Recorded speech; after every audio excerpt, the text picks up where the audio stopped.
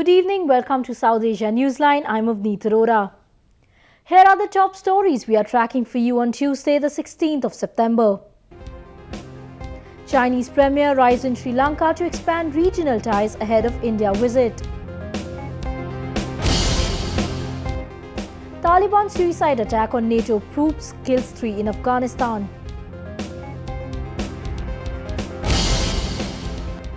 And BJP suffers setback in provincial by-polls.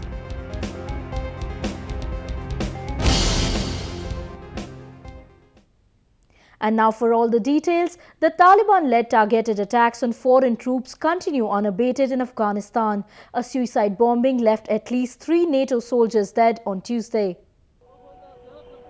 Tensions continue to loom in Afghanistan after a Taliban attack on foreign troops also injured more than a dozen civilians.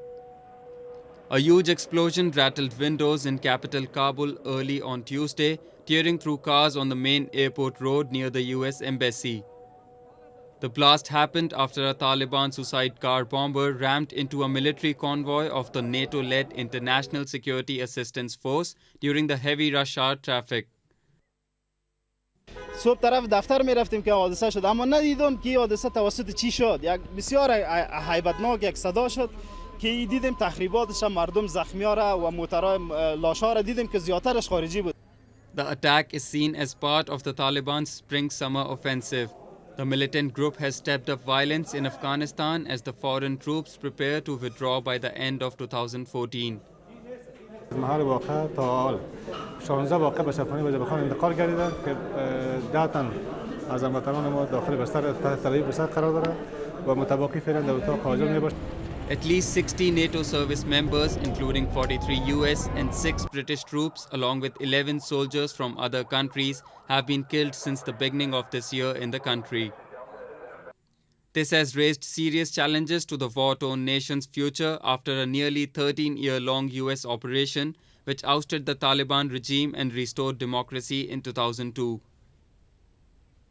India's federal ruling Bharatiya Janata Party or BJP faced a major backlash on Tuesday as the by-poll results in 4 provinces showed regional parties and Congress making advances. The only face-saver for the BJP was Prime Minister Narendra Modi's home turf Gujarat. A report. The by-poll results to 32 provincial assembly seats and 3 Lok Sabha constituencies were announced on Tuesday. The provincial ruling Samajwadi Party or SP, which had lost out to BJP in the general elections 4 months back, made a comeback by winning 9 out of the 11 seats. In the desert province of Rajasthan, the Congress party won 3 out of the 4 seats, with the BJP winning a lone seat. Some cheer for the BJP came from Gujarat, where the party won 6 out of 9 seats, while the Congress managed winning 3 seats. The BJP also retained Vadodara, which was vacated by Prime Minister Narendra Modi. Uttar Pradesh Chief Minister Akhilesh Yadav said, the people have voted against divisive politics. मैं जनता का आभार करना चाहता हूं कि जहां ऐसी सांप्रदायिक ताकतों ने माहौल खराब करने की कोशिश की और कई घटनाओं को जिनको बढ़ा चढ़ा करके उसमें से राजनीतिक लाभ लेने की कोशिश की, जनता ने सोच समझ करके पूरी समझदारी से ऐसी ताकतें जो समाज को बांटना चाहती हैं उनको पीछे कर दिया है. The Congress party said the latest results were a backlash to the BJP's claim of Modi wave. The BJP's claim, that the wave which they had built for Modi remains fully intact, has been punctured by the people, by the voters. The BJP was quick to defend, stating the by-elections were fought on local issues. ये कोई न केंद्र के नाम पर न राज्य के नाम पर चुनाव था. ये चुनाव स्थानीय मुद्दे के नाम पर था और स्थानीय स्तर पर लोगों ने वोट डाला. Tuesday's election results come as a setback to the BJP at a time when it is trying to focus on the upcoming provincial assembly polls in Maharashtra and Haryana. The party will have to gear up for fresh votes in Delhi as well, with a grim possibility of formation of government in the national capital. Chinese President Xi Jinping arrived in Sri Lanka on Tuesday. The Premier's tour to South Asia, aiming at expanding China's strategic and economic interests, comes after Japanese Prime Minister Shinzo Abe also concluded his trip to the region recently. Chinese Premier Xi Jinping was received by his Sri Lankan counterpart Mahinda Rajapaksa on Tuesday.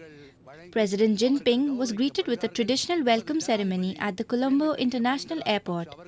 The Chinese leader is scheduled to hold delegation-level engagement with Lankan President Rajapaksa and Prime Minister D.M. Jayaratne.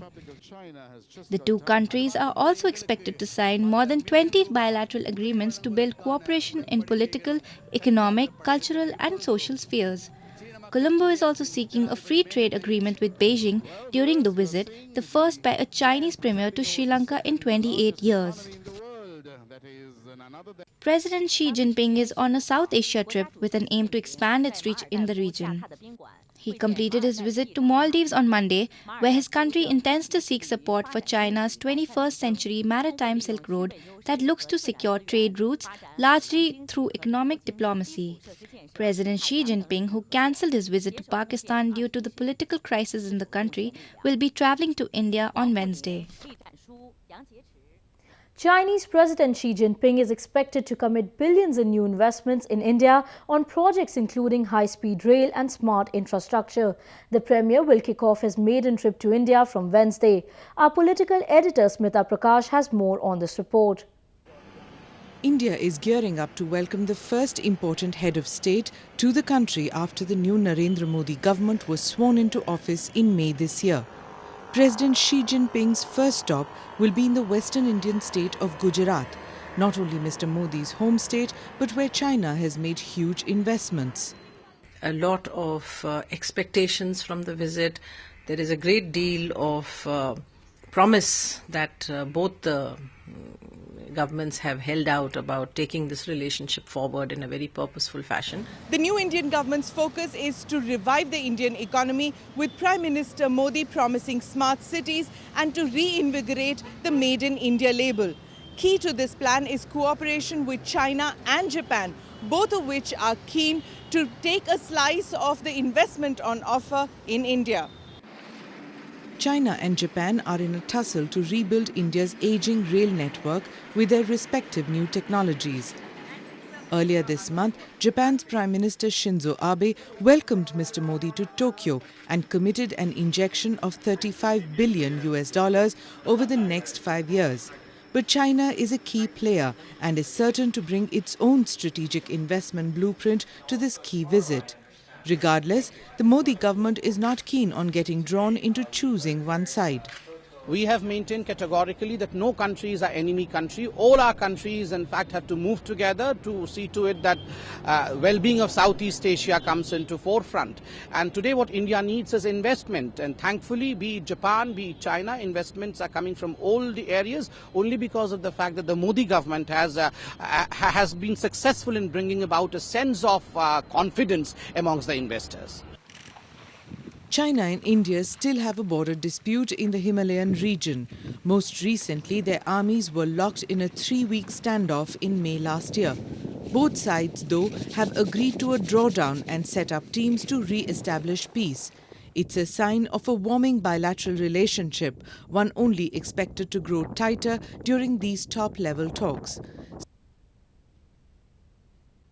On to some other developments now. The Pakistan Army has denied taking sides with anyone in the ongoing political standoff between the Nawaz Sharif government and the opposition parties. This comes as the Supreme Court accepted a petition seeking the disqualification of Prime Minister Sharif.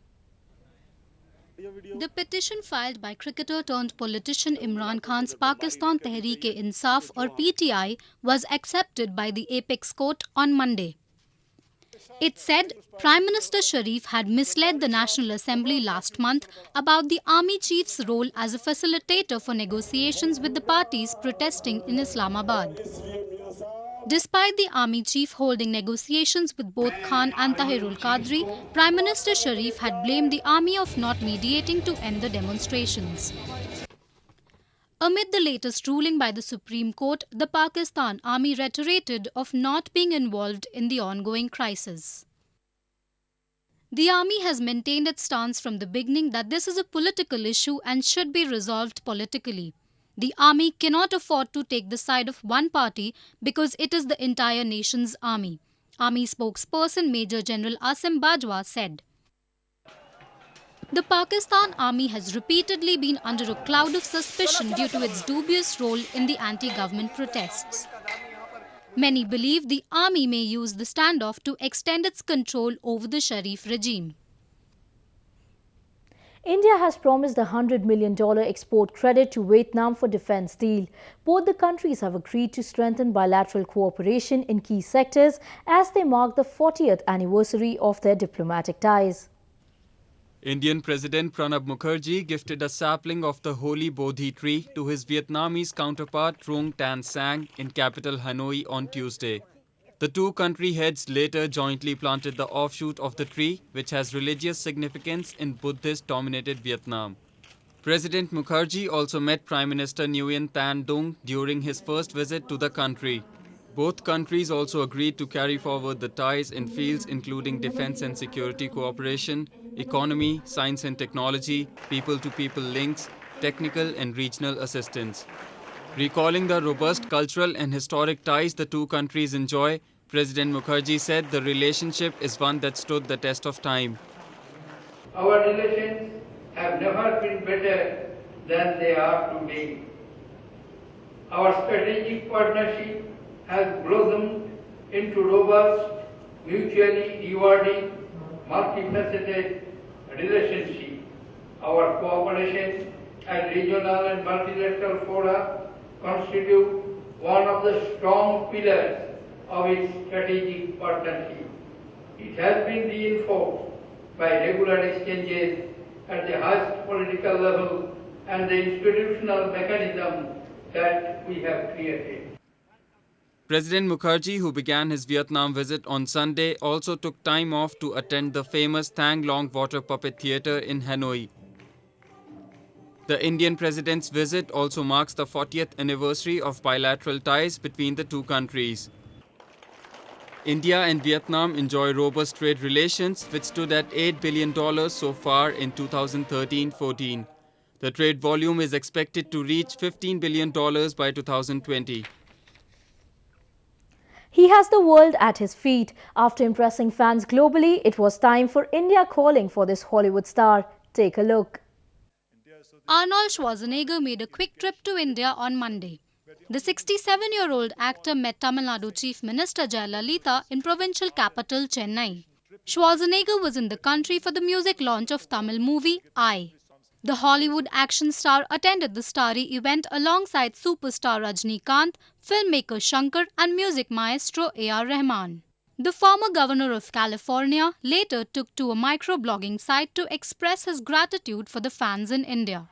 What a fantastic event in Chennai for the audio release of I.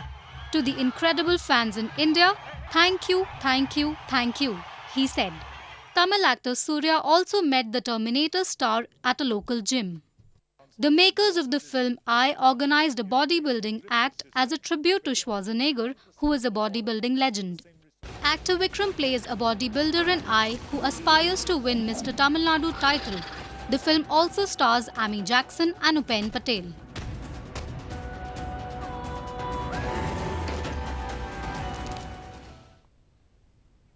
Well, that's the way it was in South Asia this evening. Before we conclude the top stories once again. Chinese Premier arrives in Sri Lanka to expand regional ties ahead of India visit. Taliban suicide attack on NATO troops kills 3 in Afghanistan.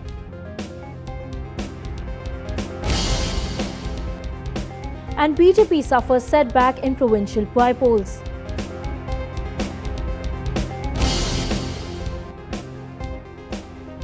Well, that's all in tonight's edition. We'll see you same time tomorrow. Good night.